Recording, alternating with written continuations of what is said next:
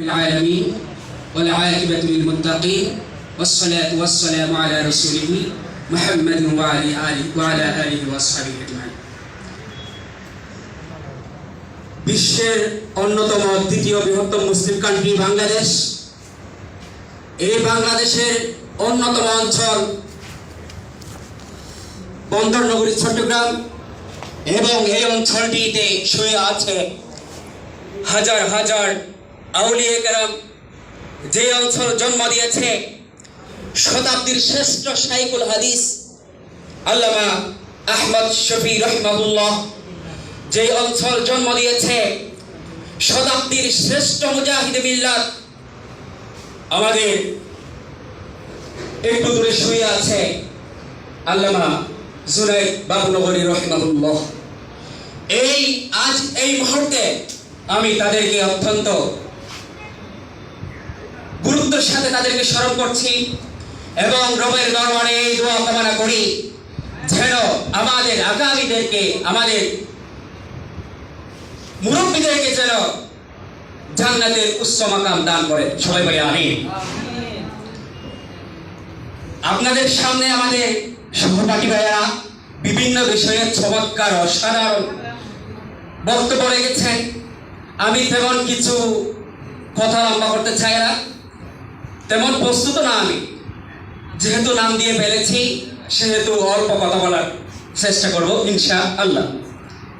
আসলে বিদায়, এই বিদায়টা আমাদের পিছুই ছাড়ছে না, কিছুতেই বিদায়টা আমাদের পিছ থেকে যাচ্ছে না। সেই খোপা থেকে মায়ের পেট থেকে বিদায় হয়ে আসলাম এই পৃথিবীতে, সেখান থেকে আবার গেলাম মক্তবে, মক্তব থেকে বিদায় হয়ে আবার নুরানিতে, আবার সেখান থেকে বিদায় হয়ে হাবেসখানায়, এইভাবে সিরিয়াল হয়ে বিদায় বিদায় বিদায়। আমাদের বিদায়টা ছাড়ছে না, ছাড়বে না কেমনে? এই বিদায় তো সাময়িক বিদায় নয়, এটা তো অসাময়িক বিদায়। সাময়িক বিদায় তখন যখন আমরা পৃথিবী থেকে বিদায় হয়ে যাব, যখন শেষ নিঃশ্বাস ত্যাগ করব, তখন তো আমাদের শেষ বিদায় হবে। সেই বিদায় যদি আমাদের সুন্দর হয় তাহলে আমাদের পুরা জিন্দেগি আমরা সফল হতে পারবো। তাহলে আমরা রবের দরবারে সেই দোয়া কামনা করি আমাদের শেষ বিদায় যেন সুন্দর হয়। সবাই বলি আমিন। আসলে এই বিদায় লগ্নে এসে, বিদায় মুহূর্তে দাঁড়িয়ে এক বিষয়ে চিন্তা করলে দুইটা বিদায় থেকে আমরা দুইটা বিষয় অনুভব করতে পারি, একটা খুশি আর একটা দুঃখ। খুশিটা কি? খুশিটা হচ্ছে সেই মক্তব থেকে এতটুকু পর্যন্ত যে সময়ে এই দুনিয়া অপসংস্কৃতি, কুসংস্কৃতি, নগ্নতা, বেহায়া করা, এইগুলো দিয়ে পুরো পৃথিবী ঘেরা, সেই অপসংস্কৃতির ঘেরা জাল, মায়া জাল থেকে ছিঁড়ে ভেদ করে যেন আমরা এই মুহূর্ত পর্যন্ত যেন আমরা আসতে পারলাম, সেই দিকে যখন আমরা চিন্তা করি তাহলে অত্যন্ত খুশি লাগে, অত্যন্ত আনন্দ লাগে। অনেকগুলি হাজার হাজার সন্তানদের মধ্য দিয়ে যে আমরা আমাদেরকে আমাদের সুযোগ করে দিয়েছে, সেই বিষয়ে যখন আমরা চিন্তা করি তখন আমাদের বড় আনন্দ লাগে। কষ্ট কখন লাগে জানেন? কষ্ট লাগে আমরা আমাদের জীবনের এমন একটি অতিক্রম করলাম, এমন একটি সময় আমাদের জীবন থেকে চলে গেল যে সময়ের মতো সময় আমরা জীবন আর পাবো না। ছাত্র জীবনের মতো আনন্দময় জীবন আমরা আর পাবো না। সেই বিষয়ে যখন চিন্তা করি বড় দুঃখ লাগে। এইরকম জীবন আর আমরা পাবো না, এইরকম সময় আর আসবে না যেই জীবনে যেই সময়ে ছিল না। কোনো দুঃখ, কোনো টেনশন কি, দুনিয়ার ব্যস্ততাকে আমরা বুঝতেই না। সেরকম একটা জীবন থেকে আমরা অতিবাহিত হলাম।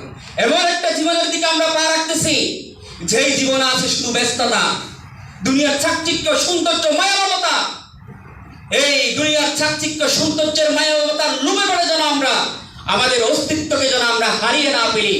সবার প্রতি এই অনুরোধ থেকে আমার এই অনুরোধটা থাকবে, ইনশাআল্লাহ আমাদের আশা আকাঙ্ক্ষা আল্লাহ আমাদের কবুল করবে। যেভাবে আমরা এই ক্রান্তিময় লগ্নে, দুনিয়ার দুঃসময় জগতের মধ্যে আমরা যে সিয়াসিতে হাদিসের দর্শে বসতে পারলাম, সেই সময় আমরা মৃত্যু পর্যন্ত আহলে সুন্নাত ওয়াল জামাতের আকীদার উপর অটল থাকতে পারবো না। ইনশাআল্লাহ পারবো। আল্লাহ আমাদের সবাইকে তৌফিক দান করুন। আমি সর্বশেষ আমার এই অনুরোধ জানিয়ে আমি আমার বক্তব্য শেষ করতে যাচ্ছি। আমাদের চকরিয়ার সহপাঠী ভাইয়েরা, আমরা আগামীতে আমাদের চকরিয়াতে কোন নাস্তিক বেঈমান কুরআন হাদিস শরীয়তের বিরুদ্ধে যদি কোন নাস্তিক মাথা উঁচু করে দাঁড়ায়, তাকে দাঁত ভাঙে জবাব দেওয়ার জন্য আমাদের প্রস্তুত থাকতে হবে ইনশাআল্লাহ। সবাই বলি ইনশাআল্লাহ। সেই আহ্বান জানিয়ে আমার সংক্ষিপ্ত বক্তব্য শেষ করছি। ওয়া মা তৌফিক ইল্লা বিল্লাহ। আসসালামু আলাইকুম ওয়া রাহমাতুল্লাহ।